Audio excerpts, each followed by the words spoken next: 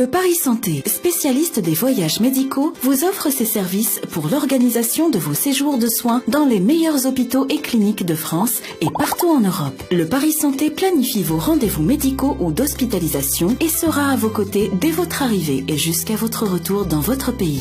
Évacuation par avion médicalisé, hébergement, transport, interprète, nous déployons tous les moyens pour réussir votre déplacement. Le Paris Santé, c'est aussi des vidéoconsultations et deuxième avis avec des médecins français spécialistes de votre maladie.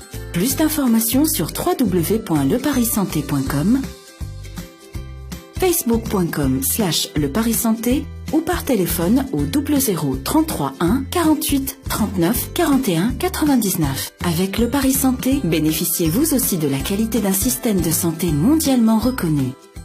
Le Paris Santé, votre partenaire médical en France. بسم الله الرحمن الرحيم والصلاة والسلام على سيدنا محمد وعلى آله وصحبه أجمعين. تلبية لطلباتكم لدينا وصفة اليوم رائعة جدا تستخدم أثناء الاستحمام. دورها أولا تقشير الجسم وترطيبه وإعطاء رائحة برائحة عطرك المفضل.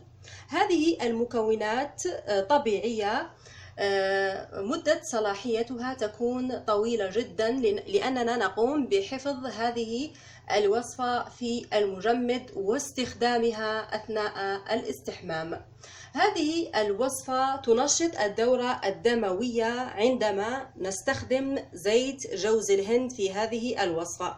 بديل زيت جوز الهند لدينا زبدة الشيا.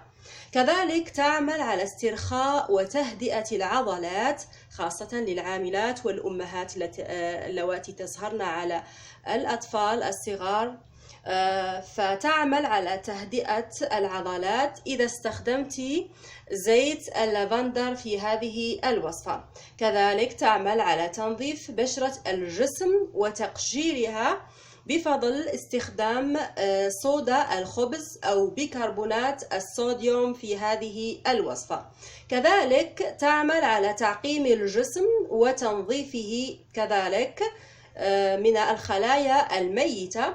كذلك هذه الوصفة لها دور رائع جدا بسبب المكونات الموجودة الطبيعية الرائعة هنا، فتعالج بعض الأمراض عندما نستخدمها أثناء الاستحمام كالصداع النصفي والتهاب المفاصل. تعمل على تنعيم وترطيب بشرة الجسم وتعطر لك جسمك طول النهار.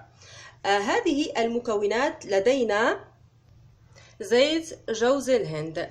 قلت البديل هو زبدة الشيا في هذه الوصفة.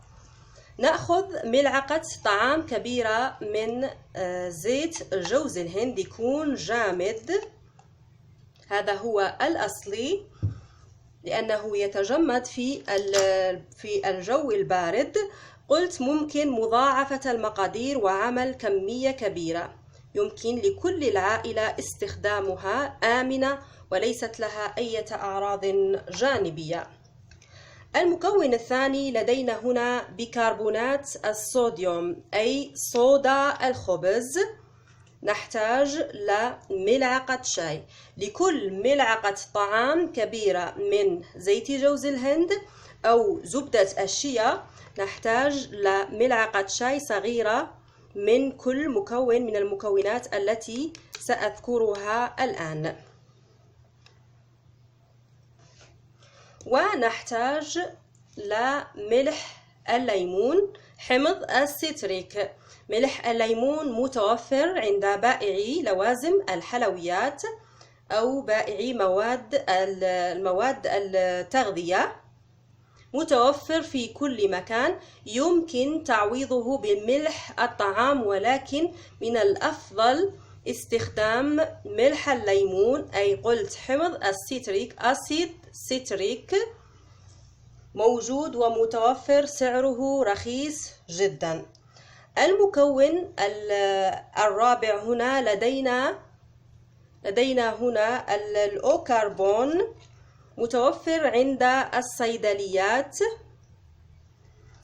أي أقراص الفحم. هذه هي أقراص الفحم.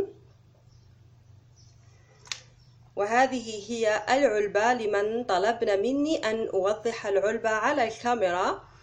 الأوكربون الذي نستخدمه للأمعاء والغازات، قلت نقوم بطحنه على شكل بودرة ناعمة. أي نوع متوفر عندكم في دولكم استخدموه. هناك أنواع أدوية كثيرة في كل الدول، ليست كلها. نحتاج لملعقة شاي صغيرة من الفحم. يمكن استخدام الفحم العادي أي فحم الأرجيلة، يمكن استخدامه لا مانع أبدا في هذه الوصفة، ولكن لو توفر لديك الأوكربون من الصيدلية تكون الوصفة أحسن. المكون الأخير وهو أي نوع زيت عطري تفضلينه أنت أو زوجك، يمكن استخدام أي نوع زيت عطري. نأخذ أي نوع زيت عطري هنا، مثلا زيت ليمون. نضع قطرات فقط من الزيت العطري في هذه الوصفة لأنه مركز ورائحته جميلة جدا. قلت النوع الذي تفضلينه أنت. نقوم بمزج المكونات جيدا مع بعضها البعض حتى الحصول على عجينة رائعة. قلت ملح الليمون يمكن استبداله بالملح العادي، ولكن ملح الليمون الأسيد سيتريك متوفر، سعره رخيص جدا، نستخدمه في الوصفات وكذلك في البيت.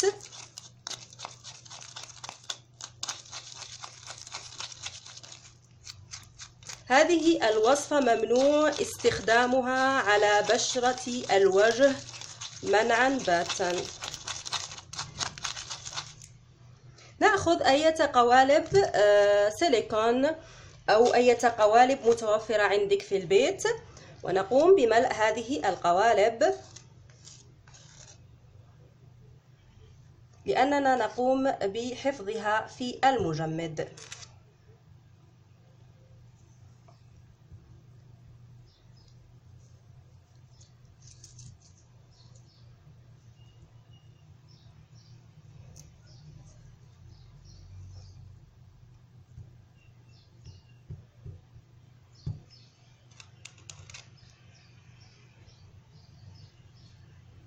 نملأ كل القوالب، نستمر ونضعها في المجمد حتى تتجمد كليا، ونتحصل على هذه الوصفة الرائعة جدا بعدما تتجمد.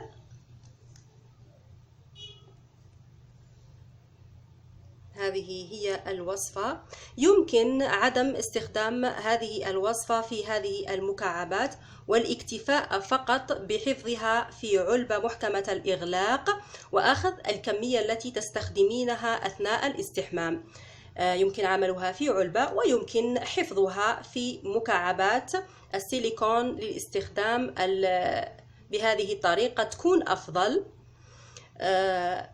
أثناء الاستحمام وقبل استخدام الشاور جل تكون مسامات الجسم مفتوحة.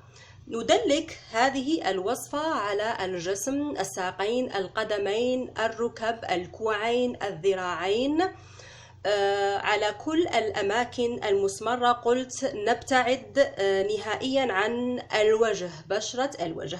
نقوم بفركها برفق في حركات دائرية لحوالي 5 دقائق قبل أن تقومي بغسل جسمك بالشاور جل والماء الدافئ. فاستخدام زيت جوز الهند في هذه الوصفة له فوائد كثيرة، والبديل قلت هو زبدة الشيا، وكذلك يمكن استخدامه على تشققات القدمين وعلى باطن القدم، ولكن فقط نتجنب خطر الانزلاق في الحمام والسقوط أرضا، لأن هذه الوصفة بها زيت جوز الهند لا قدر الله. هذه فقط للتحذير، يجب أن نكون حذرين عند استخدام هذه الوصفة في باطن القدمين. قلت تستخدم على كامل الجسم، آمنة وليست لها أي أعراض جانبية، آمنة الاستخدام للحوامل والمرضعات والبنات من عمر 10 سنوات فما فوق. يمكن استخدام هذه الوصفة لهم وبكل أمان، لأن هذه الوصفة بها عدة معادن تعد مفتاح لبشرة جسم صحية جميلة جدا، رطبة ناعمة وغنية بالمعادن. قلت لأن بها مغنيسيوم، صوديوم، كالسيوم. كما أن هذه الوصفة تقلل اسمرار الجلد، تساعدك على تقليل ومنع حب الشباب بشكل نهائي، خاصة لمن تعاني من حب الشباب، حبوب الظهر. يمكن استخدام هذه الوصفة على أماكن حبوب الظهر، كذلك لمن تعاني من رؤوس سوداء في الأماكن الداكنة الحساسة، كذلك يمكن استخدام هذه الوصفة على المناطق الحساسة، لكن نتجنب الأماكن الداخلية للمناطق الحساسة، حذاري فقط الأماكن الخارجية. لمن طلبنا مني وصفة لإزالة الرؤوس السوداء بالمناطق الحساسة، هذه الوصفة تكون كافية ومفيدة جدا، كما أنها تساعد على أن تبدو بشرة جسمك خاصة للعرائس أكثر شبابا وإشراقا ورطبة. كذلك أن ملح الليمون يساعد على تبطيء شيخوخة الجلد عندما نستخدم هذه الوصفة بعمر مبكرة. كذلك تخفف البقع الداكنة وكلف الجسم، وتساعد على القضاء عليه نهائيا بالاستخدام المنتظم لهذه الوصفة. كما أنها تقلل التعرق، تستخدم حتى على باطن الإبط، على الإبط، لأنها تقتل الخلايا لأنها تقلل من التعرق وتحارب البكتيريا التي تسبب في العرق. وكذلك هذه الوصفة تزيل الجلد الميت، ولهذا أنا أعتبرها من أهم وصفات العناية بالجسم، لهذا أنصح باستخدامها كوصفة وحفظها في المجمد للعناية بالجسم. ودور الفحم هنا يعطي جلدك أو بشرة الجسم نظافة عميقة، ويطهر لك الجسم، يزيل أي شوائب. رائع، ممتاز، آمن. يعني كل هذه الوصفة آمنة وليست لها أي أعراض جانبية، حتى الرجال يمكنهم استخدامها وبكل أمان. هذه الوصفة إذا استخدمناها عن طريق هذه المكعبات تحفظ في علبة، ونستخدمها بشكل فردي أو حسب الحاجة في المجمد، صالحة الاستخدام لمدة 6 أشهر. كذلك قلت يمكن حفظها في علبة وأخذ الكمية فقط التي تستخدمينها، ونحفظها فقط في الثلاجة دون الحاجة لوضعها في المجمد. فقط هذه المكعبات نضعها في المجمد حتى تكون الوصفة فقط راقية، هذا هو الغرض. بالأخير لا تنسوا مشاركة هذا الفيديو مع باقي الأصدقاء كي تعم الفائدة. أترككم في رعاية الله وحفظه إلى وصفة أخرى بحول الله تعالى. السلام عليكم ورحمة الله وبركاته.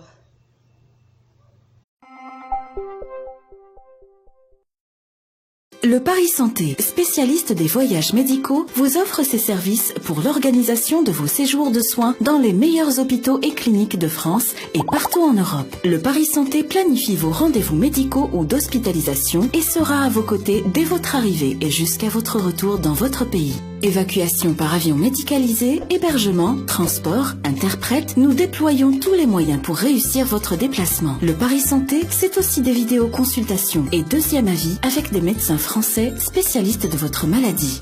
Plus d'informations sur www.leparissanté.com, facebook.com/leparissanté ou par téléphone au 00 33 1 48 39 41 99. Avec le Paris Santé, bénéficiez vous aussi de la qualité d'un système de santé mondialement reconnu. Le Paris Santé, votre partenaire médical en France.